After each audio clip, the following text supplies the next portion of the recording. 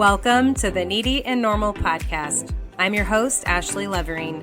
I'm a trained life coach with many years of experience helping my clients change their lives. I'm also a mom and a wife. Here, we're going to talk about having needs and how to tend to them without guilt. Your needs matter because you matter. Let's walk through this together.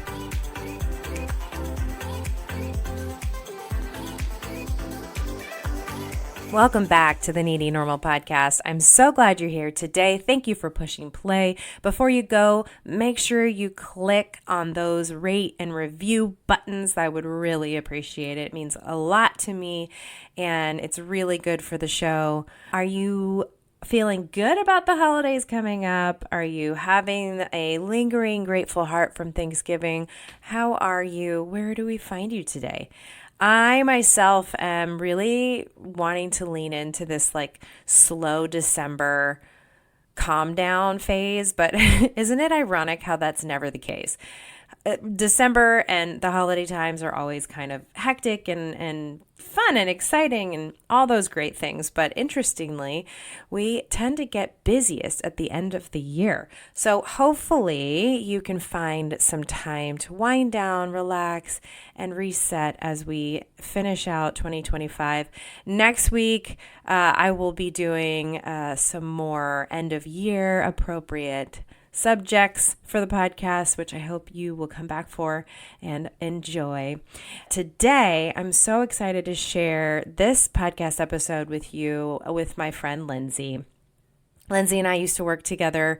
Oh my gosh, early on in my coaching, I was inspired by her. I learned so much from her, just as much as she learned from me. And she owns and runs a very successful PR agency, but more than anything, she's proud of her motherhood, her family life, and how she advocates for other working moms. She is a charismatic Midwesterner, and I'm in awe of her. And I'm so glad she's here today to share with you words of wisdom and sharing moments from her journey, from our time working together, but beyond that. And I'm just so grateful that she came on and shared her story. And I just know you're going to take something relatable and special away from this incredible person who I'm honored and grateful she said yes. Please enjoy Lindsay. Welcome to the show, Lindsay. Thank you, Ashley. I've been wanting you on the show for a while, and you have a very full life, and finally we found some time in your schedule, and it makes my heart so happy to have this conversation and be able to reconnect and see you. And so I guess for people listening, let's give them the details. How did we meet, and what do you do? And then we'll go from there. What are you passionate Right. about? Yeah. So, gosh, Ashley, you're going to have to put a timeline on this, and that is not where I'm going to go with this. But let's say where I was in my career. So I founded haphazardly a PR agency a little over 10 years ago. Was in a situation where wanted to leave corporate America and do my own thing and have some more flexibility because I had two little kids at home with another on the way. I was also teaching at the college level as an adjunct and had a lot of opportunity to grow career while I was focused more on growing Lindsay. So the two were trying to intersect, but they were not on the same highway at all and kind of crashing into each other. So about 3 years into doing this haphazardly PR consulting, a personal tax accountant telling me, you actually have a business. You don't have a side gig, Lindsay. I was forced to figure it out, right? So do I stay on this hunt for flexibility and doing this mom thing, but still having to manage a career that was really taking off on itself and, trying to go with it, but it felt like it wasn't going with me. I found you. So, and through you, I ended up finding me. Oh. So, I needed help. I knew I needed help at that stage to uh, really like have someone put me in check, and in a way that was going to work for me. Um, and you did that, so thank you. Now I think that's like almost 7 years ago, though, right? 6, 7 years probably. Oh, that's wild. And then we were still chatting, and then COVID hit and all that crazy stuff. So we added more traumatizing experiences as being a working mom, home, trying to grow business, but also work on yourself, but also be there for your family. And you helped me build my own road, really, where nothing had to intersect anymore. Everything could just travel on its own. Oh, that's beautiful. And thank you for saying so. And really, we were just a good team because it sometimes does take a mirror to help you reflect and really see things so you can get on the right road. And you were all about it. You were ready. And honestly, the first question I want to explore is like, what were the signs? What was telling you something's got to give, something's got to change, you need support?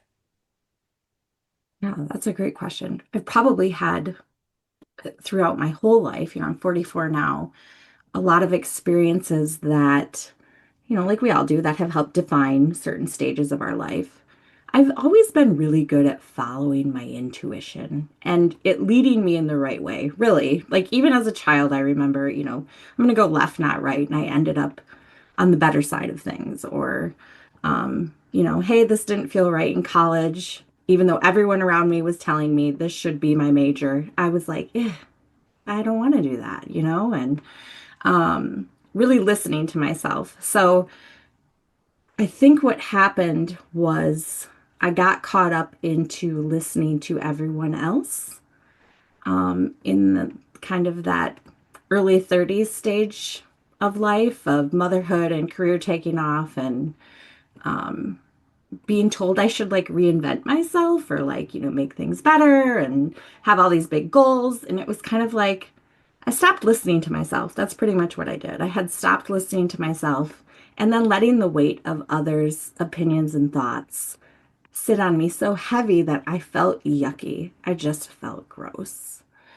To the point like I was like, do I have to go talk to someone about some mental health issues or, what do I have to do?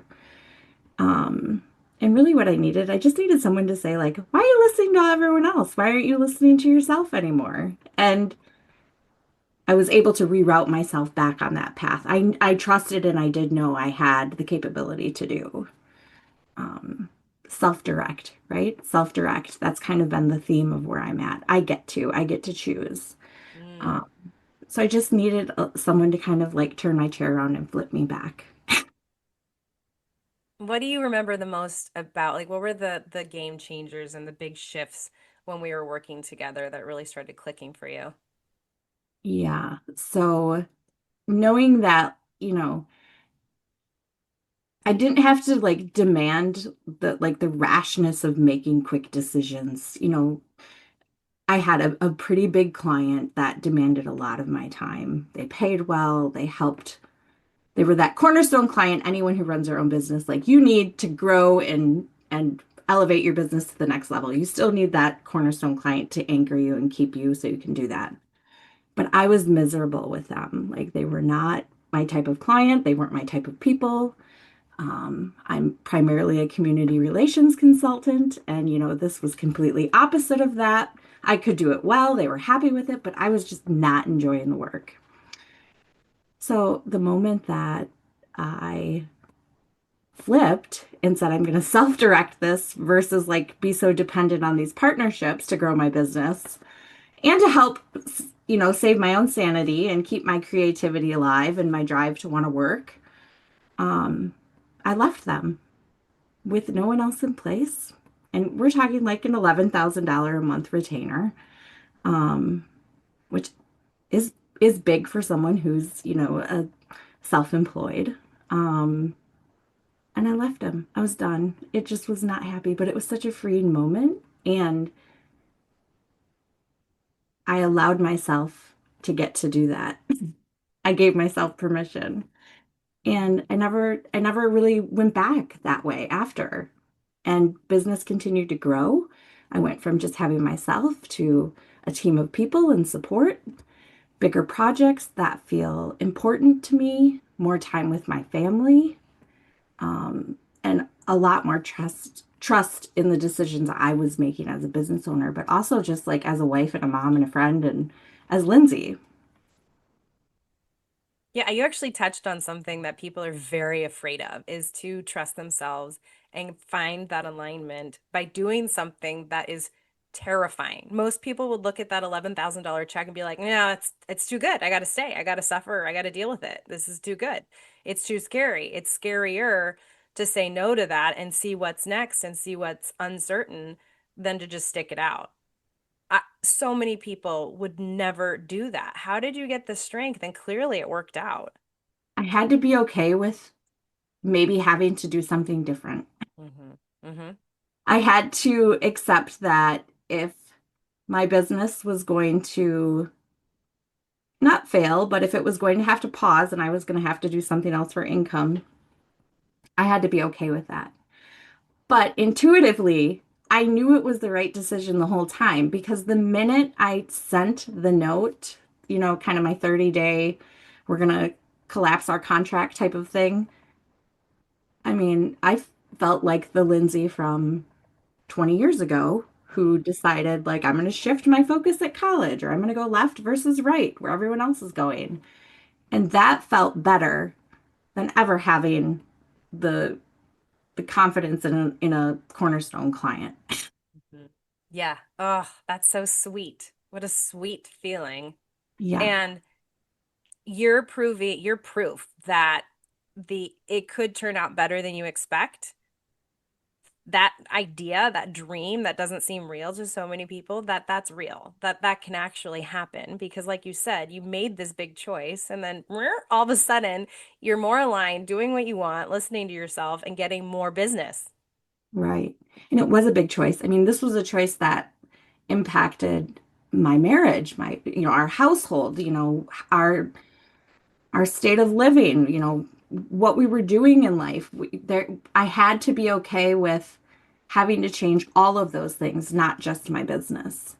Mm. And it was a decision that my husband, thank goodness, is an amazing partner, allowed me to make with his support in just saying, do what you need to do, Lindsay. Like,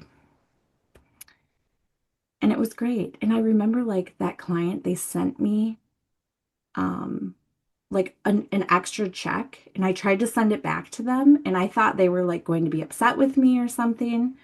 And they were like, no, like, in our business, we'd see you out 60 days. And it was like it the universe delivered me not only like that last check I was depending on, but an extra one to really take time to refocus and realign and figure out what I was going to do. So there were all these amazing things that kind of clicked and came into place after I recognized, I get to self-direct my life. I don't have to keep looking for validation or the opinions of other or I think a lot of people say this like outsourcing authority. Like I have the authority. I didn't need to give that away to someone else to do for me. Hmm. Having that support, obviously that's huge. So you're giving yourself permission. You get to direct your own world and decisions, and yet you knew how many, like as in family members, would be affected, if it didn't upturn and go in a better direction, but you still had that amazing support. How huge is that? I mean, that's thankfully my husband and I, we've been married for 17 years, been together for almost 20.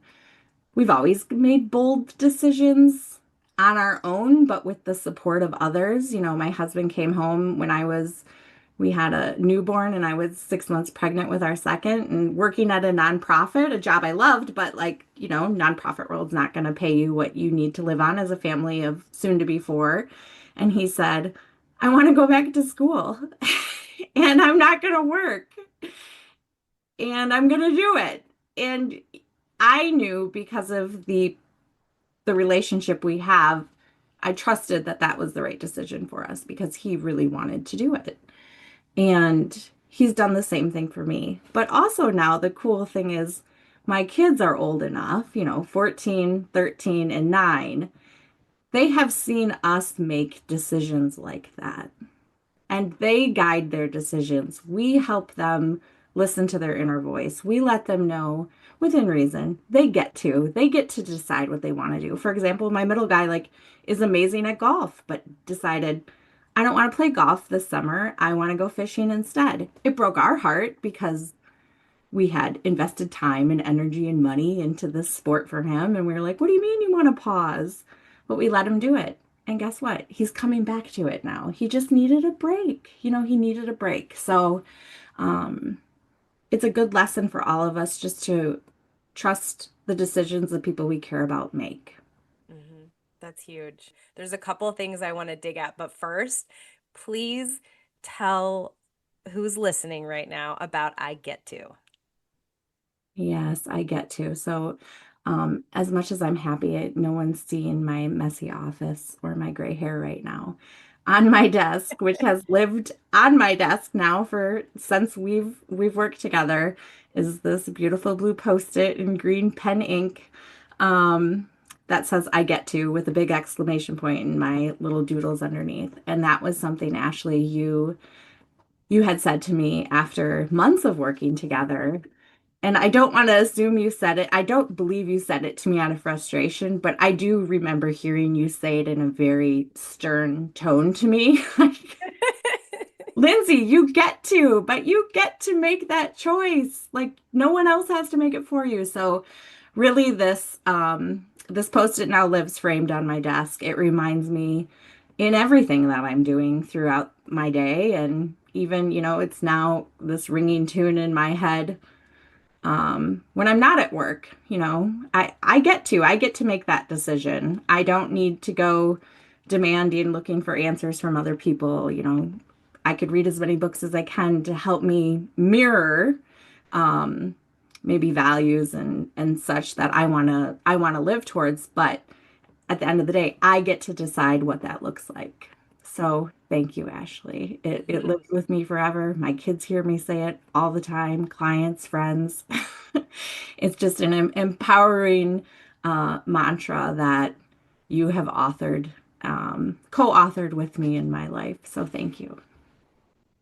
Amazing. Well, I'm glad it's something that clicked. I mean, everyone I feel like needs that tool that follows them and feeds them and fuels them. And clearly that's worked for you. And I love that you've taken that into family life with your kids. And it is true. You have the authority of your own life. And it was really fantastic for me to be able to team up with you and witness you grab onto that and make big moves with it. So this is perfect because I wanted to ask you about this moving from the people pleasing, right? We talked a lot about that and the mindset around that. So share a little bit about how you shifted that mindset of doing for others, performing for others, showing up for others, realizing this I get to moment and then using it because I know wanting to do right by people and wanting to do well and show up for people is a huge theme for you and for your work. But how did you go from still showing up and doing that, but not doing it as a people pleasing outside telling me what to do? I had to start thinking about um, the whole reason I engaged in this new phase with you as part of it of my life in the first place and not go back. And maybe I have a little stubbornness too of like, I don't want to have to redo something. I want to do it right the first time. Um, but the people pleasing, I think, goes beyond work. We all have a tendency to do it. People who are empathetic and have, a lot of compassion for others. You want to be able to help lift people up. You want to be able to be there for someone who needs you. And I'm really proud to say, like, I am that person. I've brought that into, that's who I've always been, even since a child. Probably I didn't recognize I was people pleasing as a child. I lost my dad really traumatically and tragically at age 4. And I think naturally I probably stepped into being extra cautious of emotions and recognizing them just because of kind of the upheaval that was in my life at the time. But also, it's also beyond what happened to me as a child, it's always been who I am. I do wake up seeking things even today. Like I don't want to be a people pleaser, but I still think about what I could do for other people outside of just myself. The difference now is I have some barriers to that and some boundaries to that, which is something you were awesome at helping me identify and build, whether it was with specific relationships with people or tasks that I would do or time I would commit to things. And I've really learned that if something can wait, like let it wait because maybe that's an opportunity I'm giving to care for someone else to let them do it on their own. So I don't have to be the person to just step up. There's a difference between leading and doing things for people. Mhm. You know, there's a fine line though in between where that can cross. So building boundaries within relationships you have, whether they're at work or at home, knowing how you want to help someone and when listening to your voice, like I'm going to step back and let this person handle it. And I've really had to do that with work, with clients because of just the nature of my work. It's sometimes there's crises where, I am on demand, people need me. Um, but I've been able to adapt that approach to if it can wait, I'm going to let it wait. And again, I get to decide that. So setting boundaries for the people pleasing part, you can still have compassion. You can still be empathetic towards people or groups of people. Um, but a boundary of what's really your responsibility versus theirs. So I do go into like work relationships outlining that now in our contract agreements. Um, I've thought about even certain friendships I have, where maybe I do tend to be the friend that is the coddler and the holder and the fixer, and I've had to pull back from that too. And now those friendships just look a little bit different. They're still there, they're meaningful, but they're different. Mhm. But they're also more meaningful to me because it's a friendship. It's not just me as their friend. Mhm.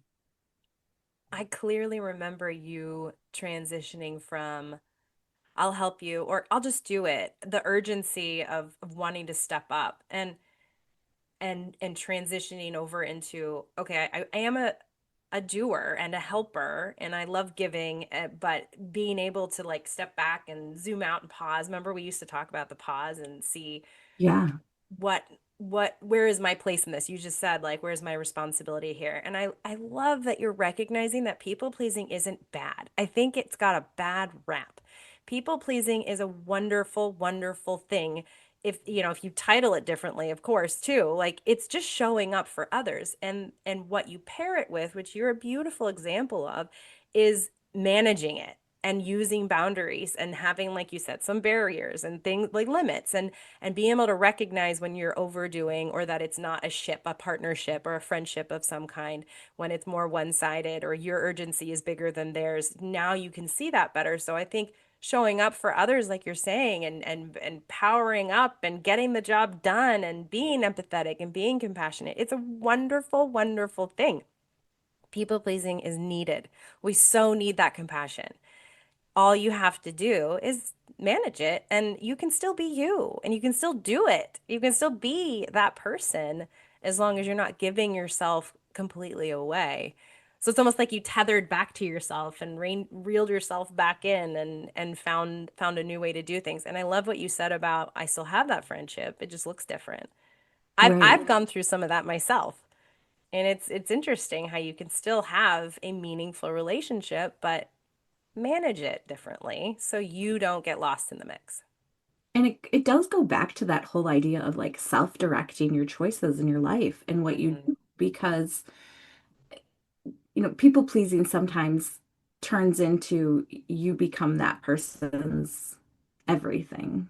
And that Hmm. that can suck everything out of someone who is a people pleaser, who wants to help, who wants to be there for people. And then what's left? What's left for you? And that is where I was when we first started working together. I was very much so in the mindset of I'm a mom. I'm here for my clients. I want to do the best thing I can do. I'm here for my husband. I'm here for my parents. I'm here for my sister. I'm here for my friends. Like And I thought, that was where my worth was going to be, everything I was giving to everyone else. But all it was doing was really directing me in not anywhere close to the type of life I wanted for myself or the life that I did have before I kind of was in this wonky phase. So again, self-directing myself, back to who is Lindsay. Yes, I'm able to identify. I I do like being a helper. I do like to be here for people. So how can I do that, but still protect my own peace and protect the direction I want to go for myself because I get to.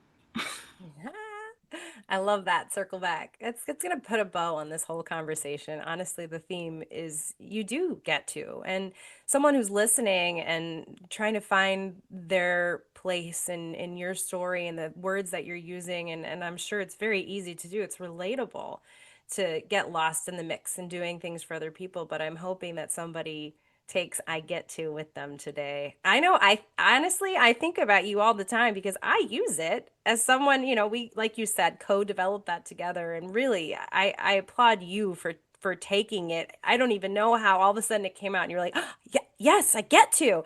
And and like you said, I think it just was in a conversation of me, kindly reprimanding you.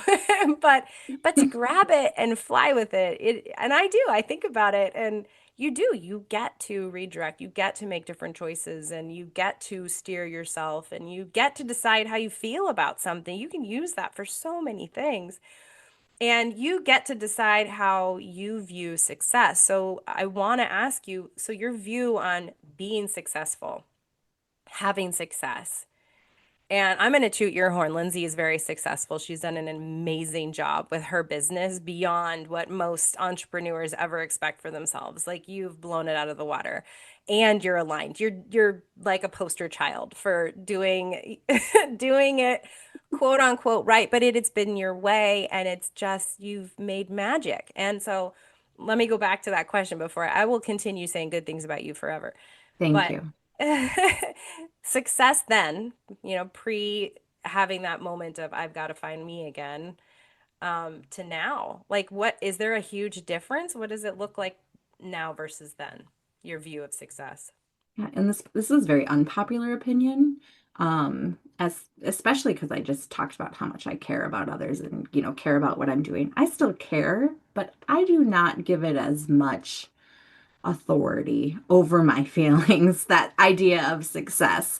And it feels, I'm not going to say it feels like there's evidence. Like as I have pulled back from allowing my career to be everything, it has taken off and become easier. Um, when I've stopped, I'm still setting goals that are probably look crazily and not very attainable to anyone.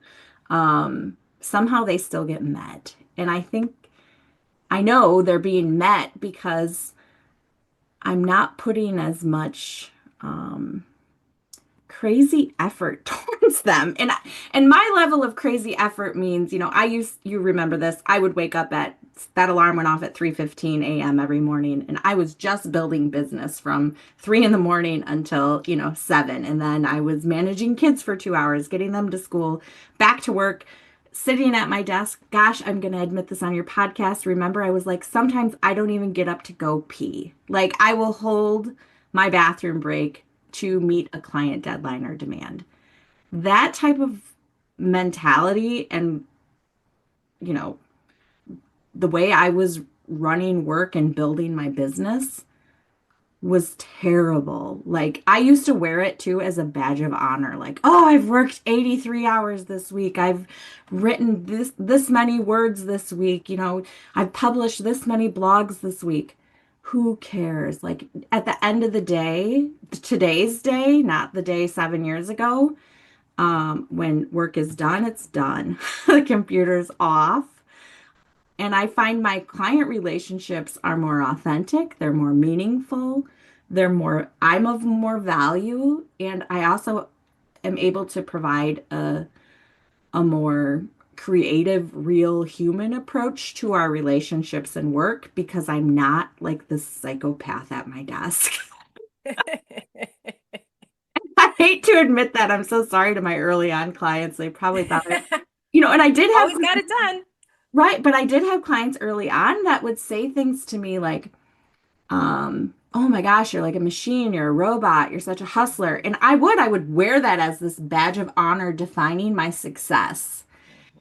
No, I don't want that. Like that's actually like offensive to me now. Or, sometimes I catch myself still, I'll get in the groove of work and I have to be conscious of like I'm not piling up something on a client because I'm still battling like, am I pleasing them? I have to step back and reflect and say, okay, they don't need this for 2 weeks. It can wait, right? If it can wait, let it wait. Mhm. So when I think about success, it shifts, Ashley. It really does. It shifts with everything I'm doing, where I'm at in life, the demands that I have. It's defined differently. I don't even like using the word success, to be honest. Like, I would much rather, am I happy? Am Mhm. I going to bed and my head is clear? Am I waking up and, kissing my kids versus running down the stairs to my office? Mhm. Those are my immediate needs right now. Am I getting up to go to the bathroom in the middle of my workday? Because seriously, the PowerPoint can wait. Basic needs. Yes. So I don't even like using the word success anymore. It's just like, am I Okay. happy? Am I happy? Really? And I am. I'm very happy right now. Every day is an opportunity to do things in a new way, to learn something new, to meet new people, to work on myself, to discover something in myself, but also just keep working on um, a lot of the things you and I worked on. Like, am I reflecting on my day? Am I setting my intentions? Do I have boundaries? Am I leaving room for things I want to do that I get to do? Or am I letting other people direct those? No. If I do, I go to bed and I wake up and we start again tomorrow. So definitely not perfect, but ooh, way better. And so is my bladder. For sure, for sure. But I love that you said that, not perfect, but way better. And there's something to that. I mean, I say this more and more, especially in more recent sessions, is it's not practice makes perfect. I say practice makes progress, and progress is what we're after. So I love that you mentioned, it's not always, it's like what you just said, like, oh, it's way better. And the fact that you have the tools and the awareness now to, like you said, pull back and reflect and, let's try again tomorrow. That's something I think we forget about so often. You can make progress, you can learn, you can grow, you can get to a new part of your life and have a new outlook on success and ask yourself different questions. You can make all that progress and still have a rough day and still have a moment in time where you're like, whoa, I feel like I just went backwards. But the key is knowing what to do. And so often, unless you face it and you go for the growth, you might not realize that that's available to you. To think, wait a second, I've been here before. I got this. I can do this. I know how to get myself beyond this moment right here and make a different choice so I can wake up happy tomorrow and feel like I'm back on track. As long as you know you can do it, you continuously catch yourself and hold yourself and take care of yourself so you can look at success as am I happy instead of oh shit, I did it again where I, went backwards and I'm not perfect today. It's an immense pressure we don't need to live in anymore. You're a great example of that. I remember sessions where you and I would talk about, I would go into that session like with shame. I would have shame because I wasn't using the tools or I was still feeling in my early phase of like overwhelmed with I know I need change, but I don't know what to do and I want to see it right now. And I would go to bed not knowing it, and my internal clock would still wake me up at 3 o'clock, and I'm like, Ashley and I decided no, I'm waking up when the kids wake up, like because I don't want to be awake. That was the thing. I was still doing things that I didn't want to do, and there was shame with it then because I knew those were the things that were holding me back from getting better. and being at my best and changing and getting back to listening to me. It was almost like I had this, voice in my head that was like, okay, well, we've been doing it. We're survival, we're in this mode of this somatic energy, if you will, that's guiding you. And look, your bank account is great, your business is great, people are happy with you. Okay, but I'm not happy. I'm miserable. I don't want to wake up. I want to go have Cheerios with the kids and take them to school and, you know, stay up and like watch some Netflix with my husband and have a bottle of wine. I don't want to be so dreadfully tired and just exhausted that I can't do anything. So the tools, when you every time you mention that when we've talked lately, the tools are what got me there. And they weren't like in a toolbox where I had to go out and grab them. Like I actually would make post-its of what the day was going to be. I don't know if you remember that. And I'd put it on the wall. Like I'd block my time. I'm going to start work at 8. Um, and that helped remove some of that shame then when I could like rip that post-it off and say, I did it. I had a great day. And it was okay if the next day wasn't as great, but I still had a better day than I had 3 months before. You're kind of explaining the ripple effect of reprioritizing and how when you decided not getting up at 3 a.m. and making sure you had time to hang out with your kids and hang out with your husband at night and I don't know, reorganizing but balancing, the ripple effect turned into something that works, that feels better. So how did you start reprioritizing? Like what order were things in and what order are things in now? Is it even like that for you? Yeah. That's a great question. Every day is different. A lot of it's just the nature of my work and having 3 busy kids. Like, so and I can't do it in everyday synchronicity. That's just, that would be too boring for Lindsay's brain. Um, but my day, if you were in my office right now, I've got a big whiteboard. So my post-its have now turned into a whiteboard. And, I do start my day after the kids leave. I do not power up my computer if there's a child here and who hasn't gone to school yet. Client contracts, when I think about, kind of some limits, anytime a new client comes on, I put in there, these are these are the weeks that Hadley PR offices are closed. Um, and, I think that's something more of us need to be doing. Getting rid of this idea that like hustling hard is what is successful and builds things for you. Like, yes, working hard, absolutely. I work my butt off still, but I do it in a pattern that aligns with that voice inside, that intuitive voice. And also, again, my idea of success, not success, however we want to put it, but is this making me happy? So when I think about those patterns of 7 years ago, I really don't think I have any of them. I still have to fight them. I do. If I get up to use the restroom sometimes at 4 in the morning, I think, oh, I could just go down and like crack out some emails and they're in my client's inbox right when they start the day today. And no, I have to force myself, go back to bed, go back to bed. I recently invested in like a vibration plate. I don't know if you've heard of these. I have heard of these. Tell us So more, Lindsay. part of my morning routine is I grab my coffee. I do 30 minutes of exercise on it. The With kids your come coffee? down That with would be my impressive. coffee.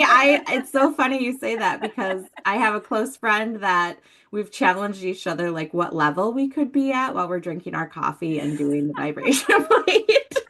Oh, this is so fun. So maybe we need to like start a club of it or something. It does take some time.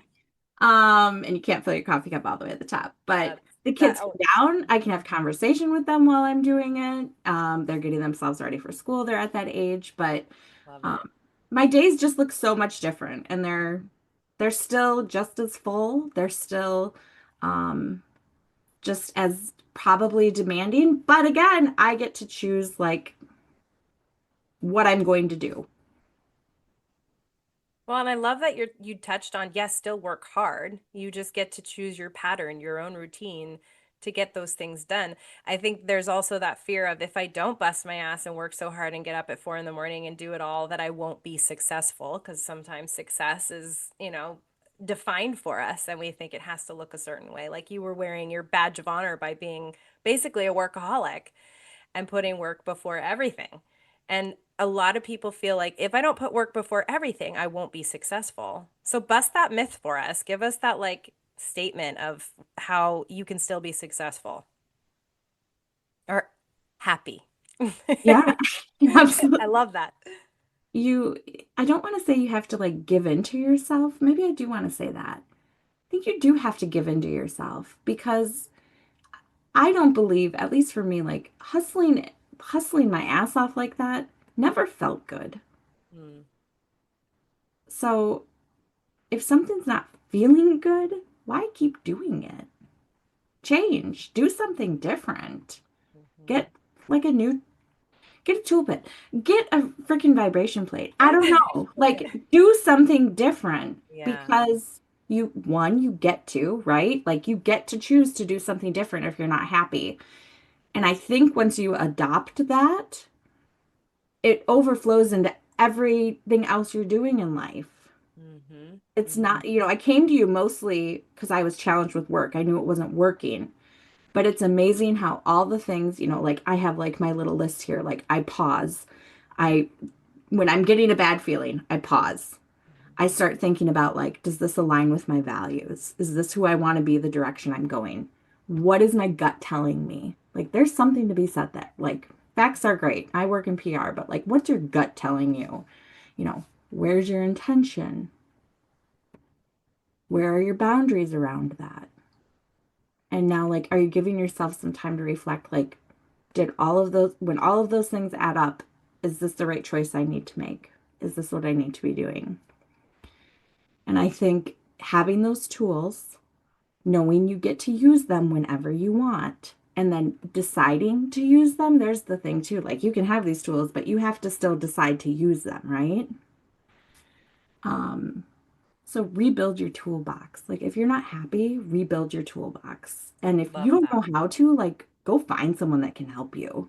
Like, we did not know each other. We were total strangers to each other. And, I had doubts like, is someone really going to be able to help me? And it absolutely you were. It was a beautiful adjustment into my whole life. So thank you. A beautiful adjustment into your whole life. That's cool. Thank you. I loved working with you. I love the catch-ups. I love seeing you thrive. That's I'm going to use that word for you, Lindsay. You're absolutely thriving. Most days, right? But you're human. Thank you for that. Yes, you're still Yeah. human. It still hurts when you pinch yourself. Yeah. Most Thank you. days. Most days is important. And I did a whole episode about how balance is BS, because it's not always going to be perfectly balanced the way society thinks we're supposed to have it.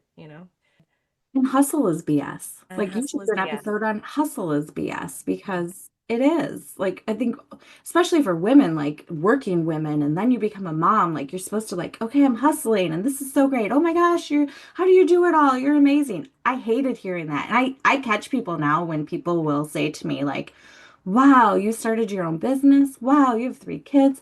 Wow, you X, Y, and Z do this. You're amazing. And it's just kind of like, well, you're amazing too. Like, but Oh. define your own amazing because, Yes. you know, not everyone wants to do this either. That was another big thing, Ashley. Like, I wanted to have a career and be a mom. I didn't want to do one or the other. But I have 100% respect for anyone who just chooses one of those paths Mhm. because at the end of the day, like we have to do things we want to do. We can't do them because society's telling us, do this or do stay home for 3 years because your kids are little and you won't get this time back. I hated fucking hearing that from people. I hated people saying, "Why are you doing this to yourself and trying to start a business? You have little kids at home." Ugh. And it was like because I like my career. Like I'm happy in it. Hmm. So I'm with you. when we talked a little bit earlier about what support looked like, really my husband was the only, I mean, I had a lot of other women in my life too that were very negative, even people close to me that were like, well, are you doing this for attention? Why are you, you're drowning yourself. Why would you want to start a business when you have these beautiful children at home? And it was like, because I want to, and I'm going to make it work, damn it. And I did. One part of my story I think people don't know, like I founded Hadley with two kids, but another kid like on my hip, at my feet. We had no daycare. He was home with me. I'm taking interviews from people at Chicago Tribune and New York Times in the hallway closet while I'm nursing him because it's quiet and dark in there, Uh-huh. so um and as chaotic as that was, I wanted to do it. Like I wanted to make it work, not out of stubbornness, but because I knew I could and it felt right. It Mhm. felt right because I was still there for him. I was still there for my other kids, and I was still there for myself. Where I got lost was when all of a sudden like it got bigger than I thought it ever could be. I was saying yes to everything. Mhm. And, I didn't have the tools. I didn't have the tools, or I didn't know I had the tools to be able to say no and put a boundary up. Mhm.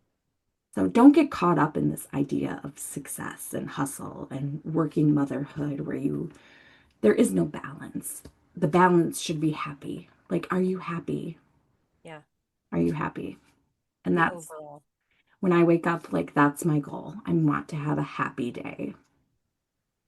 Love that. And I love what you said about rebuilding your toolkit, your toolbox. If you get to this place where things are unrecognizable or feeling too much, or the hustle's finally gotten to you and your badge of honor actually becomes something that doesn't help you thrive, then rebuild your toolbox, do something different, make a change, get support. These are things that are available to us, and we think we're comfortable in the uncomfortable until we realize that we're absolutely not.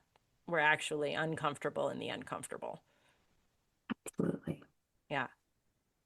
This has been really cool to kind of walk back through it and see where you're at and hear about the tools that work and the things that work. And I've always said this to everybody, do what works and don't do what doesn't work. It really can be that simple sometimes, at least as a Absolutely. starting, right? At least as a starting point. And so, okay, I think this actually is perfect because my question that I love ending conversations with is if you could go back to a Lindsay from another time, and maybe it's before all this, maybe it's farther back, maybe it's from yesterday, you pick, and what would you say to her from the Lindsay you are today? Mm, that is an amazing question. And the first thing that popped in my head, I'm going to go with is this. I was working for someone else. This was before I had founded my business. I was also teaching as an adjunct. I had two little kids. I had decided very quickly that that was too much. That was too much. And I saw like me having my own business and running it and being successful, however we want to define that. Mhm. Um, I saw that happening, Ashley. Like not in a psychic way, but like I saw that that was the direction I wanted to go in life, and I believed I could really get there. About 2 years into doing it, though, I stopped listening to myself, and I started listening to too many other voices about how to do it. Like put your kid in daycare, just take all the work you possibly can to get started. You need to amp your bank account up. Like, sure, there's truths to some of that, but for me, those were untruths. Like, I didn't need that. I didn't need a huge bank account, thankfully. I didn't need daycare.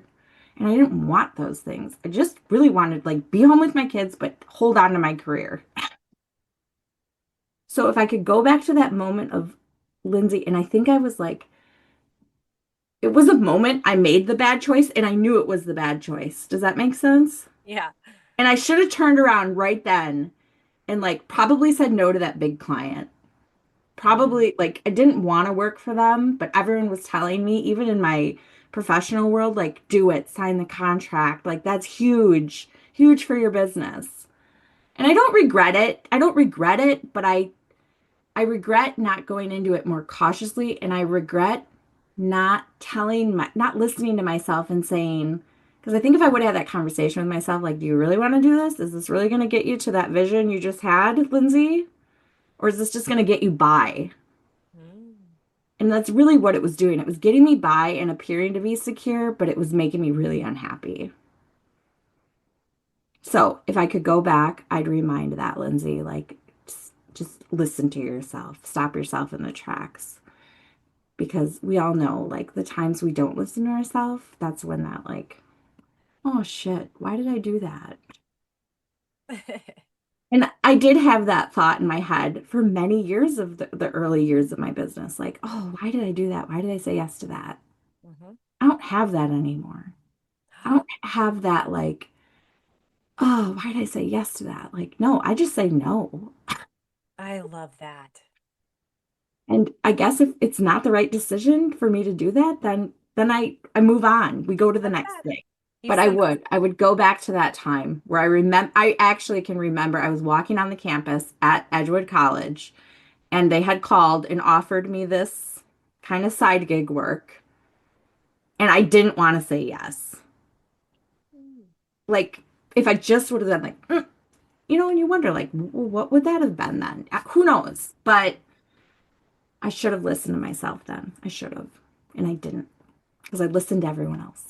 And now I'm out here like seeking like wise, like mirrors of myself. Like, yes, I love diversity and being different and hearing all different sides of things.